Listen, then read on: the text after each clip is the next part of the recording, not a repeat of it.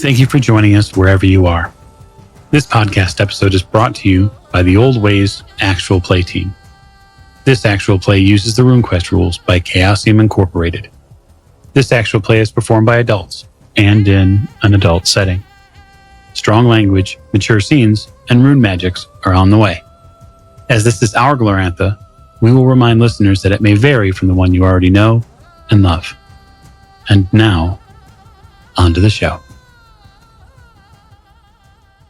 Thank you for joining us again on another episode of the Old Ways Podcast. I am your storyteller this evening, Michael Diamond. We are back in Glorantha playing RuneQuest with our Adventures in Dragon Pass series. We'd like to thank you for stopping in and listening to our tale. And for those of you who are our Patreon supporters at patreon.com/theoldwayspodcast, we would greatly like to appreciate you here in this moment. You help make the show move and change and grow, and we are forever in your debt. You can check us out on YouTube as well. You can check us out on Twitch at twitch.tv/theoldwaystwitch. So check out all of our other social media inputs and find what we can do for you. We're going to begin now with player introductions, which will begin to my right. Hi, everybody. This is Heather Ashgood. I am playing Lysana. Pronoun she, her all the way around. I am playing a initiate of Ernalda, who is currently on quite an adventure. Absolutely, absolutely. And next to Lysana. This is Jake, and I'm playing Gargast, initiate of Orland and Shop the Rainbow. We've reached civilization. You've reached civilization, Apple Lane. I love that. Next to Vargast. Hi, this is James, and I'll be playing Finn, gatherer of fish and tamer of squirrels. And we are looking forward to perhaps just slightly less of a squeezy, tight, mountainy kind of area. I mean, when we get there. Yeah. Well, you're just about to be on the other side of the introductions. Next to Finn. This is Morgan, and I play Alara. Our pronouns are she, her, and I am a chosen one of Marin Gore. And man, our cat last episode really showed that as well. Yeah, there's still a conversation, I think, that needs to happen between you and our last, but most certainly not least.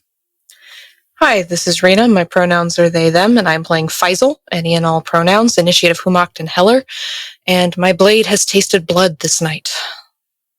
Indeed it has. You have exacted justice in the form that which is necessary, but not overboard, which is really in line specifically with what your god would require of you. And, there's nothing like a good combat to get your blood going.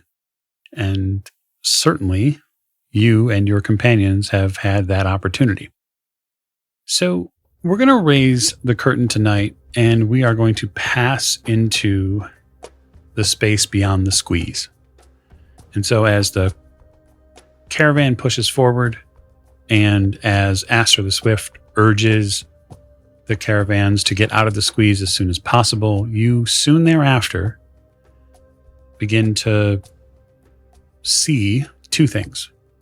One, the blooming sun, which begins to rise. A welcome respite from the darkness of the squeeze. And beyond that, you see a very sleepy, tiny village that is coming up at the bottom of this hill. And the village, to say it is quaint, would be understating its value. It is filled in sort of the strangest way with the preamble of orchards. Dozens of them. As you get out of the squeeze and you come over this hill, dozens and dozens of orchards. Finn, there are apples for as far as the eye can see. And then beyond that, you see a road and a farmer's field. Well, they won't miss one or two that are just hanging out over the lane. They might not miss 20. Yeah. It's very easy to scoop up these apples as they're sitting there. In fact, some of the other caravan riders hop off and grab apples for likely for their horses, as the horses are real eager to probably find a place to rest and to eat something. as you make your way down through these orchards, you see that there is a few buildings. There's what appears to be a Sardarite temple. Not really sure who it's to, but there's definitely a temple there. And the road stretches north. And you see that within no more than a few hundred feet, there's clearly a ground they use for public grazing. You can see the dark smoke that comes from a chimney to your left. The early morning sounds of a smithy likely getting ready. Some sort of smith continuing to roar, get that fire roaring and get the flames going. And there are people, average, everyday Sardarites who are going about their business. There are likely no more than a handful of people in view at this point. And many of them are watching the caravan roll through town. You begin encountering villagers. Just one here and one there. They're waving, pleasant. There are a few handfuls of children that are also running around. Not too far off from that fork in the road, you can tell that there is a portion of the ground here that seems to be set aside for something. It's a large portion. There's a big circle. There's a person outside that circle that seems to be preparing something. I'll ask the caravan master. He looks around. Well, the Aster says that the people of Apple Lane are just simple farmers. That's all. They're likely preparing for. He sort of looks up. See him count like on his fingers. Oh, yeah. Well, it's water day. In sea season. Oh. And so they're preparing for initiates. There are going to be some people here who become adults. He beams with pride. I'm certain that they'll love having guests. It's a momentous occasion for these younglings. No. Yeah, I remember mine well. No doubt. No doubt. And all the fun that came after it. The caravans take the North Street and they use it to head towards the public grazing grounds. They seem to angle the caravan in so that way all the horses can have a chance to sit and feed without having to be on the road and essentially become an enormous block to what's going on.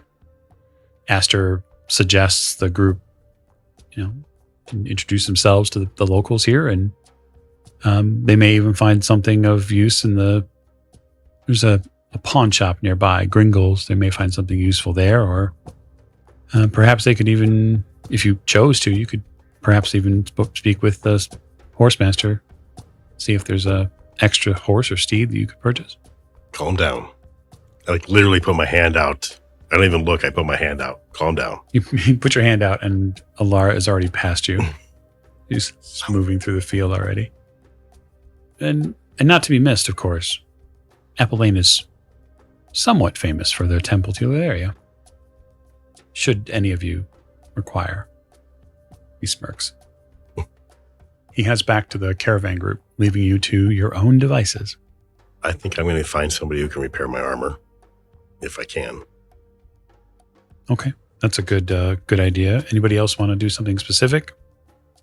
For once, Finn is content with following the group, seeing what they do, watching his herd move.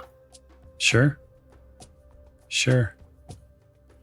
I just want to, I think, just tour the town a little bit, just sightsee, see what's there, look through. I'm sure there's probably a little bit of a market or stalls or, just people selling wares. I mean, this is new territory, so why not just get out and explore and eventually see if, I don't know, my services could be of use anywhere there. But for now, it's more just doing the touristy. Sure. Playing the tourist and exploring this little pocket of the world while we have a moment of peace to be able to do that. So you run into, not too many steps thereafter as you're heading into town, a woman that beams with a very harmonious type of energy. She is covered in many runes, but the strongest are on her sort of wider and bronzed thighs. They are clear earth runes. They run on the tops of her thighs and then all the way around to her ankles. And she greets you with a pleasant tone, and she says, "My name is Linda. Welcome to Apple Lane." Thank you, and may the blessings of the Earth Mother be with you always. I see that And you, she my already sister. is. Thank you. It's a lovely, beautiful little town you have here, and quite the space. Yes, we're busily, of course, working on the initiation preparation. We have got some hopeful adults that will take their first steps today. Oh goodness! I just recently took, though it doesn't seem like it was that long ago. I've been through it recently myself. Could you use a hand with preparations? I'm kind of an old hat at this, I guess, at this point. Yes, of course, certainly. I can help direct you to what we're doing and how we're setting things up. Just we want to give a little bit of space here. She sort of gestures across where there is a man working. Looks like he's setting out stones. Jarston there is preparing the warrior's circle. And I don't know if you're aware, but Humak, you have a very specific way about things. Oh, yes. I am becoming quite familiar with the teachings of Humak. We have one in our party. Oh. And they are not shy about expressing themselves on and the will and teachings of their chosen. She nods and gives you a slight smile. It's everyone has their place, and it's all under Arnalda's watchful gaze. Yeah, that is true. And I probably would not be so willing to tell them, but it is a bit fascinating to see the differences. Lysana kind of kind of points up as she rubs her chin with the Y, with the truth rune there underneath her lips. It is fascinating to see the different, shall we say, different styles of bringing the truth from one's heart and head out through into the world. Yes. And Jarson's always been good to us. He's helped in many different occasions when the lane has unfortunately encountered some difficulties. But we must understand that he has a place, and so does Humak. Yeah. If it was not for most of the pantheons, this world would not be as it is today. But do you have a dedicated place for those looking to step into these paths? Yes, the All Temple. She gestures over to it. It's a 2-story tower. It appears like imagine it like a sort of church by the side of the road, except that there's a 2-story tower that sort of sits at the back of it. And she says there's room and sacrifice for all spaces here. And she gets a little, she seems to get a little quiet. Although there are those during the occupation we are not allowing, as the only red we prefer in the lane is our apples. And she smirks. Or the blood of those who cross you. No one has ever robbed us, but there are those who have tried. And Jarson has seen, as with the sheriff, he has seen that these are taken to task. As it should be. Our dedicated space was less of a building and more of the embrace of the Earth Mother herself through large cave system. It made for a very unique passage into adulthood. So I find these buildings dedicated to the gods rather new. Well, speak with Karina, and she will certainly help you. As a priestess of Orlanth, she holds much sway here in the village. I am grateful for your guidance on this and for your conversation. It's lovely to actually speak with people who are not preparing, at least have only thoughts of war. We try to keep our thoughts far from war if we can. They don't make that easy, though, do they? But let us think on to these new souls that will be passing through and dedicating themselves. It's an exciting day. It is. I have some baskets here. I can show you how we arrange the local flora to assist with the ritual. One of my specialties. Please. The two of you head off around the circle. So, next.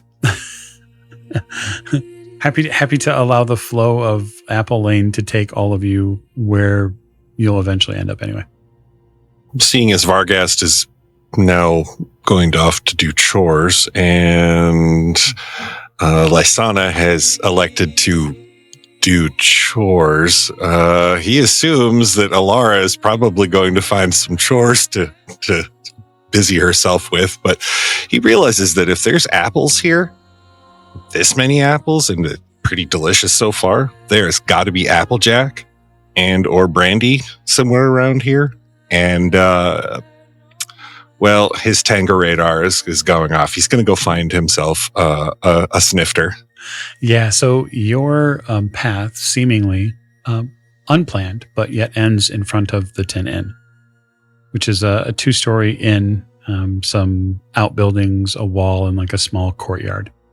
And you can actually see that the roof itself is made of some type of metallic material. And the smell coming out of this place early in the morning smells like fried apples, potatoes, and then some sort of ham. And it grabs you by the nose and figuratively brings you through the doorway. Yeah, you had me at fried, and all the rest of it was just, bonus material. So... So inside, there is a series of people who are having breakfast. It looks like maybe some farmers or maybe some of the local tradespeople are here. They're lifting tankards, they're filling their gobs, etc., with all sorts of things that they can get into them.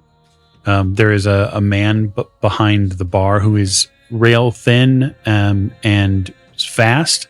And then in the back portion of this place, you can see where the brewing happens at, and there is this super swollen fingered man who's sort of like paunchy and well set with weight.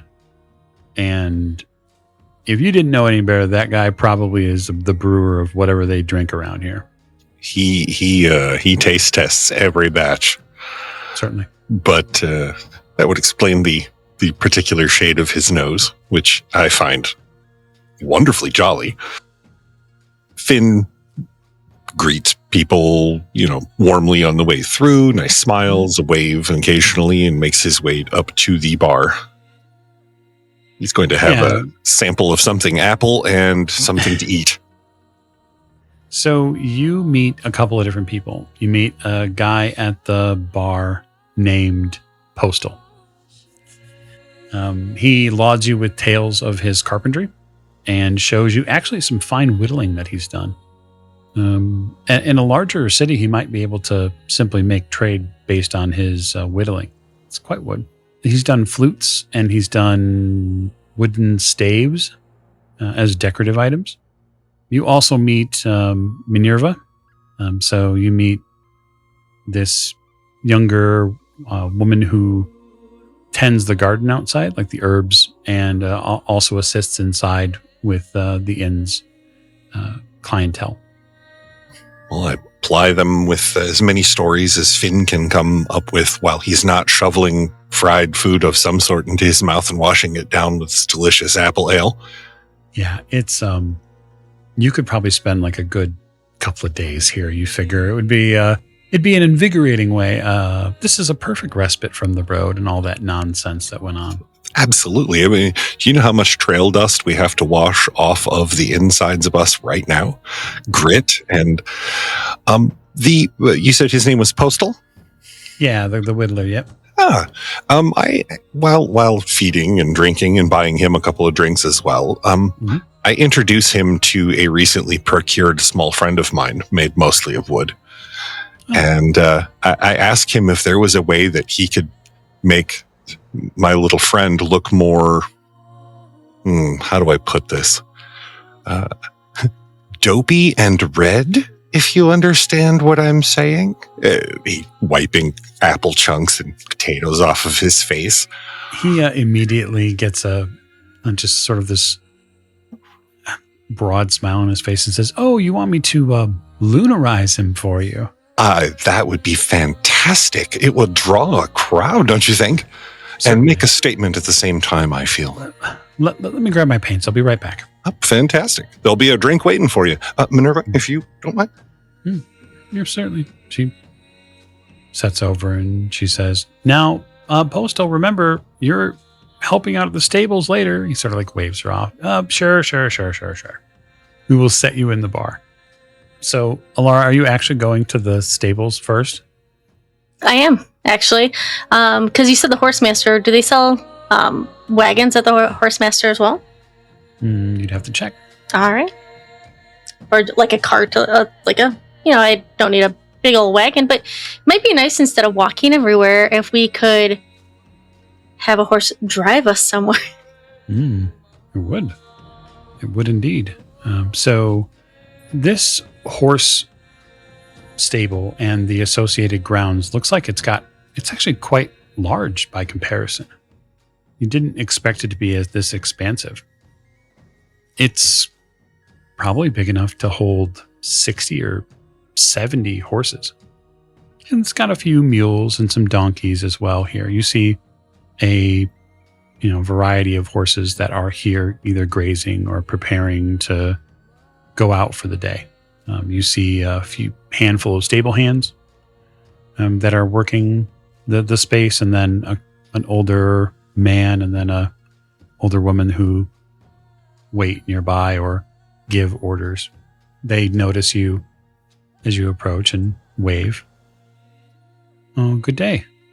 And good day to you. You have some beautiful animals. Oh, thank you. Are you just passing through then? I am. I was just wondering and wanted to inquire on the sale of horses and carts. I see you have horses, but you happen to also sell carts as well. I could probably see if we don't sell carts usually. Usually it's mostly horses. But there might be a way to get a hold of one. He sort of looks around. The Gringle does keep a fair amount of things at the pawn shop. He may have come into something. Travelers either from RuneGate or other places, when they pass through, sometimes stop at his shop and ply their trades to either sell or buy. She didn't introduce herself. I'm Alara. Oh, certainly. She comes over and nods and says, I'm Varnarina. Well, it's lovely to meet you. I need to talk with my friends first before I don't want to surprise them, be like, surprise, 2 horses. I'm not, want to make sure the whole group's on board. And I'll stop over and talk to, you said his name was Gringle at the pawn shop? Certainly. And if you have any problems with Gringle, you let me know. She sort of shakes her finger in the pawn shop's general direction. He hasn't always played fair. And if we have to get Squinch involved, you let me know. Squinch. Got it. Yeah, absolutely. Yeah. Thank you for your help. And so it's 65 Ls per horse? Yes, that's about the going rate. Unless you want something a little bit larger, then it'd be probably about 75. Just need a couple of stocky, good hills horses just to pull us along. Well, it looked like that was quite the caravan that came into town. Oh, it was. We were just helping out. Of course. A lot of good people on that caravan. It seems like you're going to celebrate something soon. Today, it's initiation day. Oh, I wonderful. hope you stay for it. It's a wonderful event. Yeah, absolutely. I would love to see the initiate ceremony. So I'm sure I will see you later. Wonderful. She turns around and like looks at some of the stable hands, and she points to one of them. And she says, Baltho there, he's coming of age today. You see a young man, pretty close to a young man, you think? Tall, broad-shouldered, well-muscled. He looks like he's been working on the farm his entire life. You've probably seen a lot of Orlanthi like him. He's at least a head taller than all of the other kids. And whether that's age or whether that's genetics, you're not really sure. But he also has a really deep, like noticeable scar that runs from like the side of his face down his neck. Certainly a weapon wound. Is it Bartho? He can't be that much younger than me. Not really, no. Like a year. He's about 7 seasons younger than you are. Yes, he's a fine, strapping young man. Indeed. If you fancy, he'll be of age tomorrow. Oh, I'm not looking to wed, but thank you. It's always important to ask. She'll add, then in that case, if marriage is not something that you're looking for long term, the temple of the area is nearby. It serves anyone who stops by. Oh, thank you. I'll have to make a point of visiting. Okay. You're going to head off to Gringles? Yes. Awesome. Okay. So I got to know, Faisal, you got a whole village in front of you. Where are you going? What are you doing? Well, I want to take my greaves to be repaired at the blacksmith. And then I wanted to find somewhere to worship for a little bit. I have some things on my mind. So I don't know if that would be a specific shrine or it'd be the All Temple, if that's something I would know to look for. But that's what Faisal wants to do. You probably wouldn't know to look for it, but you would be able to pick the temple out visually based on like the sheer array of colorful runes that have been painted on the outside. It isn't some dull, drab modern church.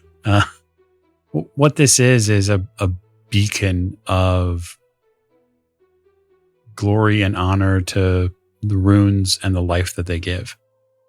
You see all sorts of symbols that would symbolize many different Sardarite deities, right? Certainly Ronalda, certainly Orlanth, Humoct, Eularia. I mean, just scores of the Masaris, Lankermai. You don't see any vestiges of the occupiers' symbols.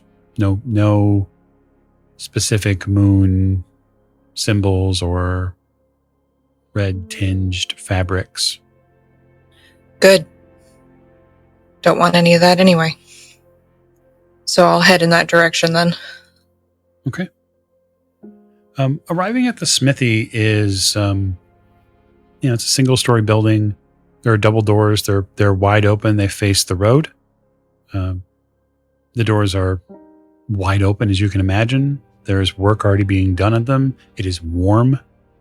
And so you'll obviously meet Vargas there because he's trying to get his armor repaired too. You see ingots of copper, bronze, tin, there's lead. There's coal and charcoal around. And this doesn't look like a one-man show either. There are a couple of people working in here. The broad, strongly built man who's hammering away at the smithy stops when he sees you, and then eventually Faisal. And he sort of puts the hammer aside for a second. He turns. Name's Piku. What can I help you with? Vargast. I need some armor repaired if you're up for it. I'm able. Faisal, same thing. I'll set him there. Take off the pieces that were damaged. Did you get squeezed? Yeah. Yeah. Yeah. Bandits have been worse ever since, since before Sacred Time, they've been worse. Unfortunately, these three won't be preying on anyone again. He sort of nods solemnly. I feel bad that life pushed them in that direction. They were likely farmers or ex-soldiers from the rebellion that are just trying to eat. But by the gods, when it's their life or yours, I understand the choices have to be made. I'm going to make a armor smithing roll for him and see how well he does. That's pretty good. So he looks over the pieces and says, you can probably have this back to you maybe by the end of the day. Sounds good. All right. Anything else? Not for me. All right. No. Good. He takes it and says, pay upon return. All right. I want to go to the pawn shop. Okay. I'll set you in that direction. Faiza, you finish up at the smithy and sort of turn around and get the look at the village from this angle. And someone who is working in the center of the village sort of catches your eye a little bit. And you can tell what they're doing because it reminds you of what your sword brother in Johnstone is doing or would do, right? And so when there are new initiates of Humacht, there is a circle that is set, and the circle is for combat. And it will likely be overseen by an Alden priest or priestess to make sure that no serious wounds go untended. But someone up there is slowly working that circle into a prepared step. And I wonder if that might draw your senses and mind to Humacht. It definitely does. My initiation was more than a couple years ago at this point. Not too long ago, but still. And it reminds me of the ones that I've seen or participated in, like helped my sword brother with. And it makes me reflect on my connection to Humacht and things that I have weighing on my mind. Okay. How would you like to express what you have weighing on your mind? Well, I think I'd like to go pray before I would like to speak to whoever's creating this ring, but not until I've cleared my mind, because I feel it's important, so I'd like to go pray. Okay. So the All Temple, which isn't terribly far away, is again adorned with all sorts of different runic markings, making it clear that it's a temple building that is meant for all faiths.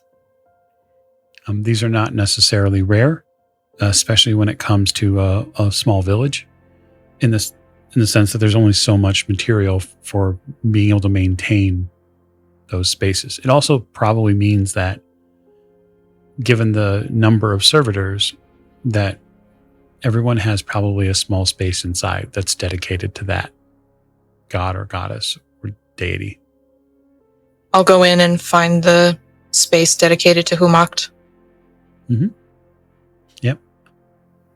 So there is someone in there, in the space dedicated to Humacht. There is a person kneeling with their broadsword like across their knees. This is a very common reverence pose that you're familiar with. And they're not touching the blade. They just have their hands under both the handle and the blade tip. And you can hear them just very quietly. They seem to be seeking some sort of clarity over something. And that Humacht show them what the truth they need to see is.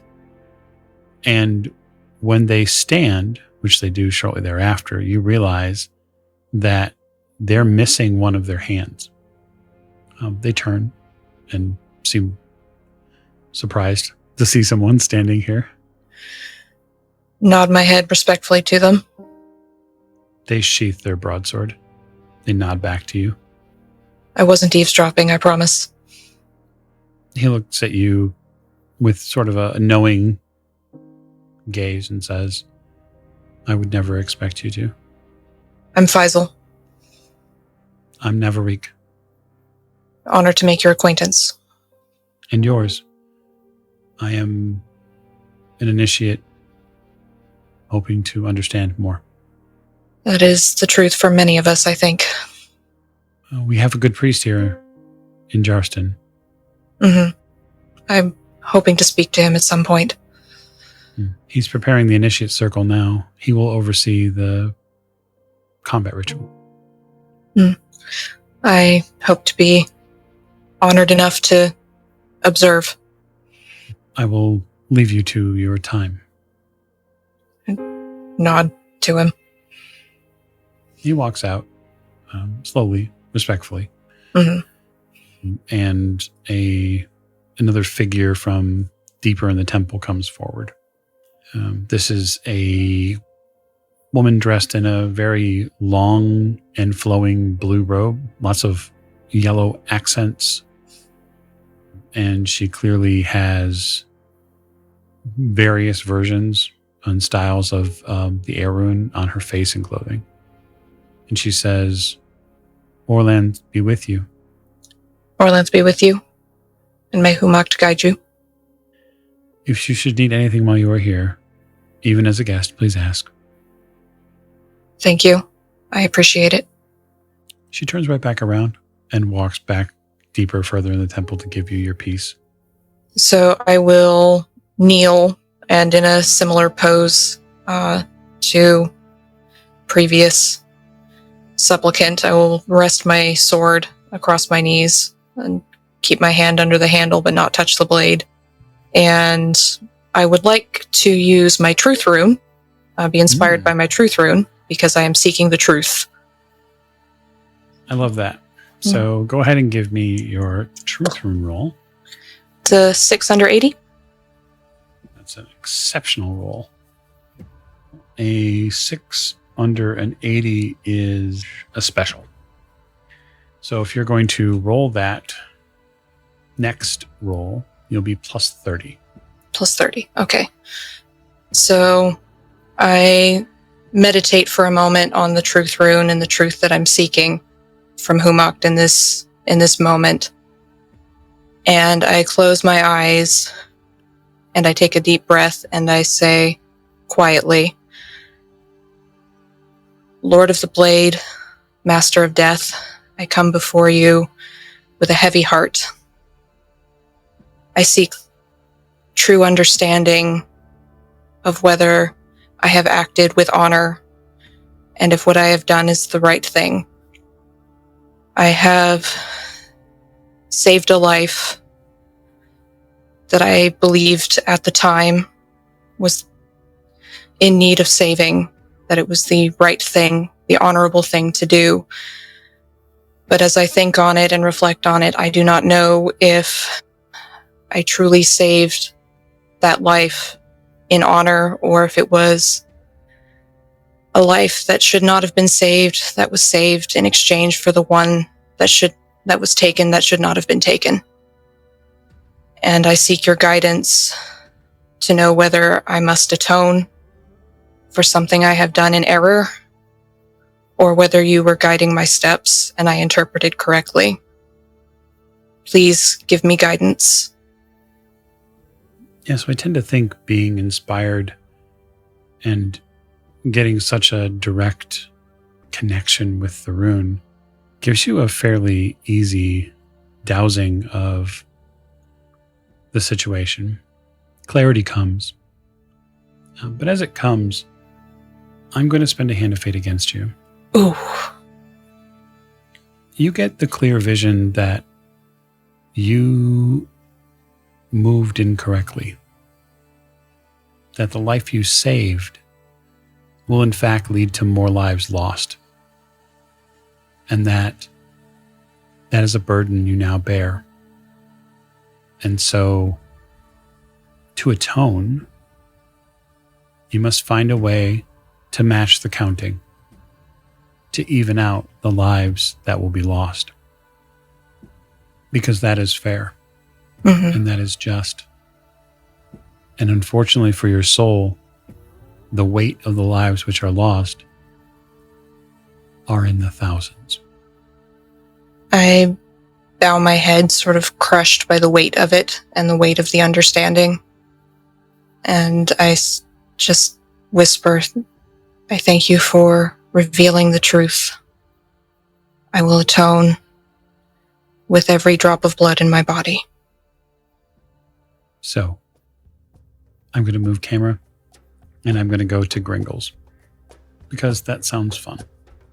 So, I know Alara is looking for some type of wagon. Wasn't Vargas going to Gringles as well? Yes. Okay. Well, we'll give Alara a moment in the store before you come in and act like a bull in a china shop, which is possible. So Gringles is actually pretty big, like all things considered. It's larger than the stable you were just at. So it's 2 stories, although the second story is much smaller than the first. It's somewhat of a bleak building. The structure only has 1 window. The front door seems to open into a barren business room where there's a man here evaluating goods. Clearly someone who worships Asaris, as to be expected. He seems to have quite an extensive stock. And then you see it. You don't really believe it, but you see it. You see beside him, looking over various goods, a figure that stands about 3 feet tall. They are feathered and have a duck bill. They are also singing. It is a bawdy tune. Do I recognize the species? Because You do. okay. Yes. Although because of the veil was hidden between the mountains, you didn't ever truly get any visits from any of the ducks. But that is unmistakably a duck. It also wears like a short sword made for its size. I stand there and watch this little duck. This cute, this is like the most adorable thing that Alara's ever seen. It's size 4. It's like I could pick it up and put it under my arm and carry it away with me. I won't because it's an actual person. The deck casts Blade Sharp 5. Yeah, so I don't want to be, and I see that it has a little sword, so I don't want to be stabbed with that. The man near the counter turns around, and he looks at you. Good morning. Can I help you? Oh, I hope so. I am looking for a wagon or a cart. Do you happen to have any? Veneria told me to come see you. Said you might have some wagons or carts that others have traded. He looks at you a little strange, then steps closer. And then he seems to look past you. Just a little. Are you all right? Me? Mm-hmm. I'm fine. Are you okay? I'm fine. Fit as a fiddle. Good. Me too. I don't have any carts at the moment. We usually don't get them until later on in fire season. Ah. Oh, I should ask, Alara, where is our cat? Probably wandering outside of town. Just want to make sure with the duck here we know where the shadow cat is. Okay, yeah, maybe I'll stop by tomorrow just to see. But okay. Thank you. Thanks for the help. What else is in here, anyways? Oh, yeah. So there is just a ton of different things in here. So there are herbs, there are weapons, there are trade goods, there's just a ton of different storeroom items. So on display, there are jewelry pieces, there are art pieces. You see like probably a red cloak that's for sale. Kind of curl my lip at it. I might bring my friends back in. Okay. We're always looking to get a little extra gearing up. So, well, thank you for your time. Of course. If I'm not here, speak to Quack John. He can help you. That's Quack John right there? The duck stops its body singing and effects a very, what you might consider slightly intoxicated bow. Indeed, it says to you. Oh, lovely to make your acquaintance. I'm Alara. It steps over. You hear like its padded feet come over. And it stretches out. It sort of seems to stretch to full height. Nice to meet you. Nice to meet you. Okay, well, thanks for your time. Alara's still not sure what to make of this the duck character, but she doesn't want to be rude and stare, so she'll just turn around and make her exit. Okay, you turn around. You turn around and you run into a mountain of flesh. Excuse me, sir, and I look at Oh. I was just perusing. Oh. Okay. Okay, yeah. I step aside. I look up at him and, all right. See you later. Walk out the door. You walk out. So you are beset upon by death itself in the form of a 3-foot tall duck. You're a duck. It continues to crane its neck up towards you. You see its bill sort of not tremble, but it tries to get an assessment of you, and then it coughs. When it coughs, you smell whiskey. It turns around. You see an older man dressed in finery and robes stands up from a place he's been sitting at behind a counter and says, good morning. Can I help you? To be honest, I only came here because I didn't know what a pawn shop was. Oh, well, imagine it like Asari's himself had blessed us with a cornucopia of things for you to pick from. It's just stuff. Wow, it's more than stuff. It's baubles and trinkets and treasures from all over. Oh, you have anything interesting? I have many things that are interesting. How about this amulet here? He reaches behind like a space where he's sitting and takes out a truly impressive amulet. So the amulet is what's like the color of like a deep star sapphire. And the stone is probably bigger than your thumb. And it's encased in some sort of like metal or bronzing clasp that holds it. And there's an intricate chain that connects it on his fingers. Wow. This, my friend, this, legends say, can help you woo any maiden or man, should you choose. And blessed by the Temple of Eularia here in Apple Lane. He sort of swings it back and forth. And they know love. Lords, do they? I don't know. I mean, it really works. It has worked for me in the past. It could work for you. It got me into a little trouble. Oh, yeah? Yes. I found that wearing it around too many people who I might have interest in seemed to draw all of them at the same time. Oh, yeah, I can see how that'd be a problem. Mm. Yeah. Yes. Yeah. So, curiosity, gets better of me. How much is it?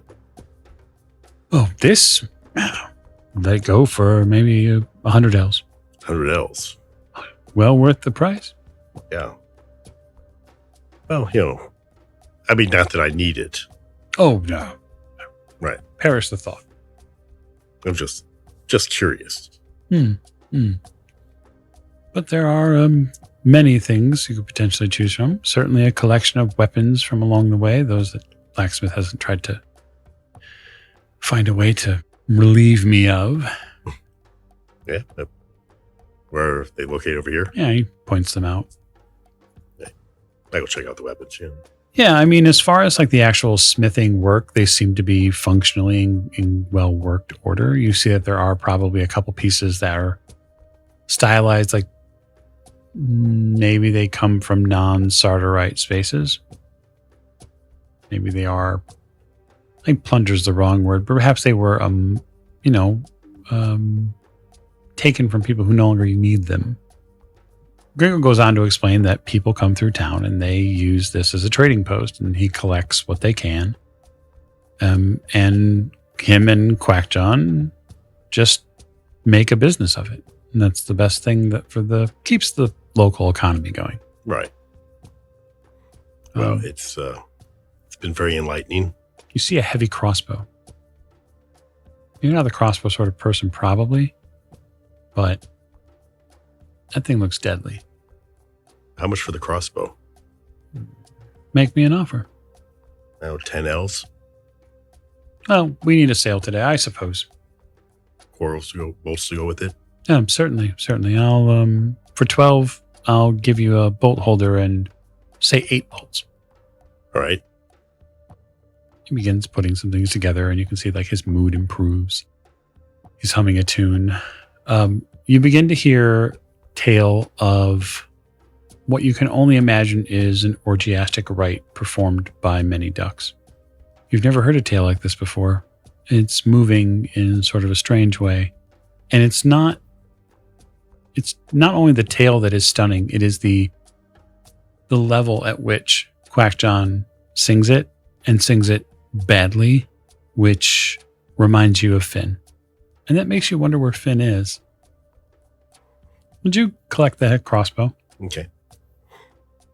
And drop off the L's. Okay. So in the interest of advancing the clock, so to speak, as the day moves forward into midday, many of the shops and other places begin to collect. And at this point, some of you probably realize that the initiation ceremony is going to start. And Lysana, you and your fellow Ernaldan priestess have sort of a completely upfront and center part of the process ahead of you now. She's explained it. All very simple. It's not like the riddle. That is for certain. But what it does remind you of very, very closely is how many of the initiates here are going to have to figure out a way to walk with Ernalda.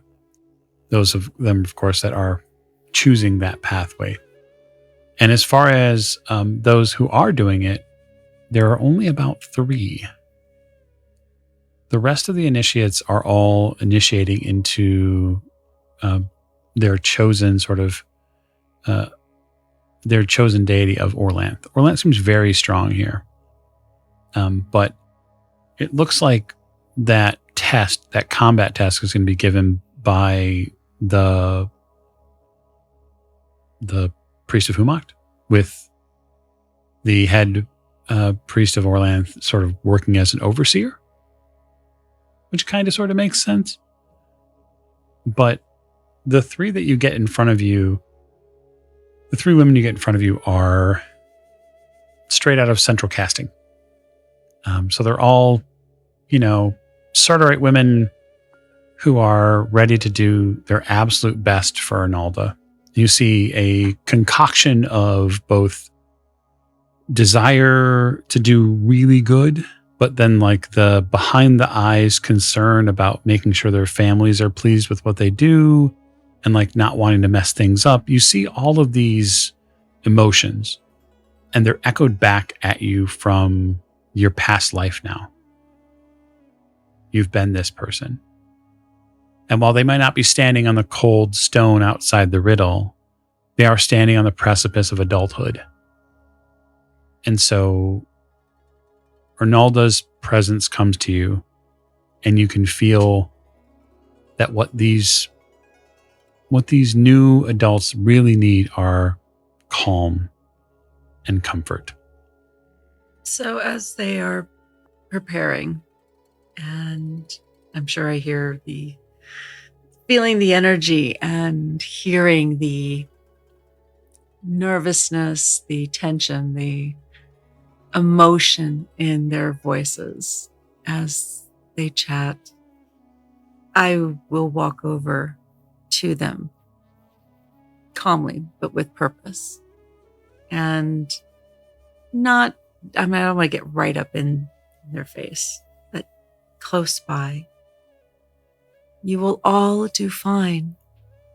Remember, there are no wrong or right answers to this. It is only what is in your heart, your mind, that which runs through the veins in your body,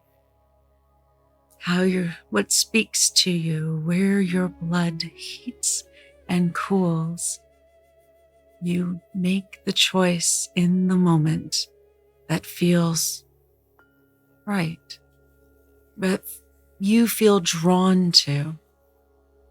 And that is all Arnalda wants. Truth and grounded emotion. Feel her presence through the soles of your feet, through your body. Answer the questions put before you with only truth on your tongue and lips. Feel her move through your breasts, through your sex, and allow you as initiates to follow the path that feels yours, no one else's. Not your parents, not your ancestors, not even your friends. What happens next is all you and only you. No one else's. You will all be fine. You will experience pleasure. You will experience pain. You will see things that you will not be able to explain. But know that one way or the other, you will come out the other side into a new and much wider world.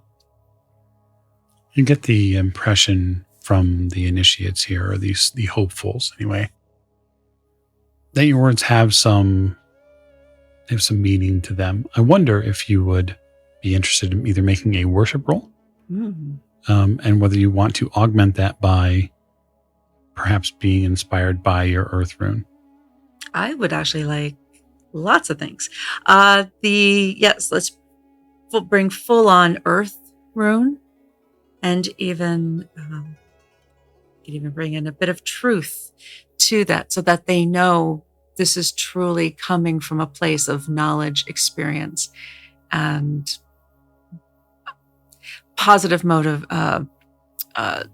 motives. Sure. And then if I could throw in, because what's a good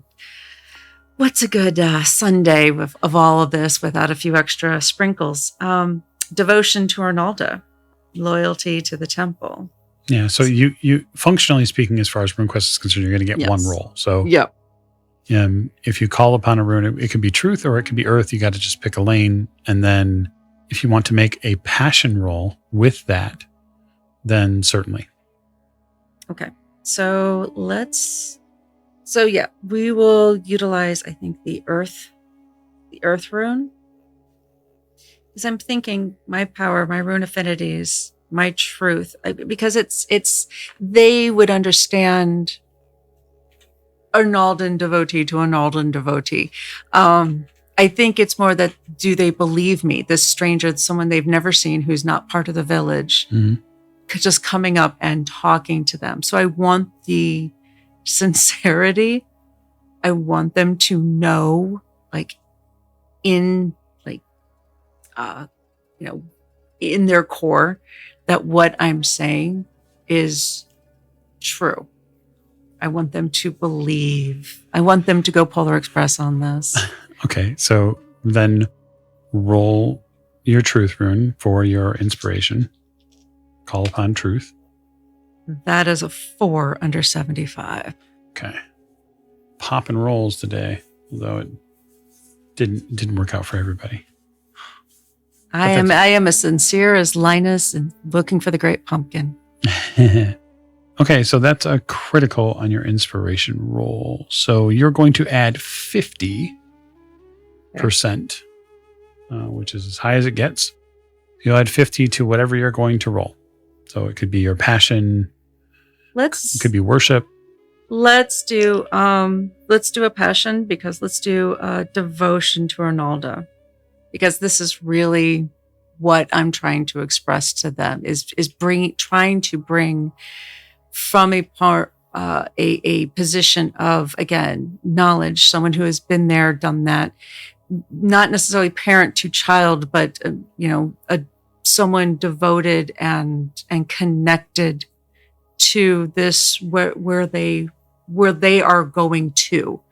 Okay. So devotion to Arnalda. Sure. To maybe they can feel Arnalda maybe speaking through me to them and not just this stranger. So let's go ahead and do that. Woohoo. And that is a 38. So you already gave me 50, so that adds in. Yeah. So 60 plus 50 would Yeah, be so so 38. Okay. Yeah, I know your message lands. You feel like you connect them with what you need to connect them with, and you impressed upon them that that this is a pivotal point in your life, but it's one of many, and you're going to walk this path, and Arnalda will keep you stable and strong, and that's what grounding in the earth and in the truth is all about. So the process for the rest of us and for the rest of the initiation begins sort of with a series of musical events. Lots of drums get played, some flutes. Everyone who is around is, of course, encouraged to join in. So you get the feeling, all of you do, that the village doesn't really get a chance to cut loose. There's a tension that's here, and it could be from external political spaces, or it could be from the fact that Apple Lane is a relatively small community. And so that means everybody has a job to do, and the job they'd have to do every day to make things go. And for a lot of you, especially the Hairborn, that is a life you know really well. And so you start to see these initiates go through these processes, music, and you see the line of men that are standing up to be initiated into full manhood, and many of them are preparing to take some sort of combat test. The challenge that you went through, Varghast, with Fim is seemingly totally different from what these boys will go through. They are led by this man you haven't seen yet. People seem to refer to him as the sheriff. And he marks this circle of Orlanth on the ground. And then another man, a man with a really broad axe, like a great axe that spans across his back. the gentleman you saw moving stones earlier today here. He raises his arm and you hear him invoke Humakt, that this proceeding be watched over by his gaze, and that all combatants act honorably, lest they forfeit their right to manhood. And there seems to be like an undertone there.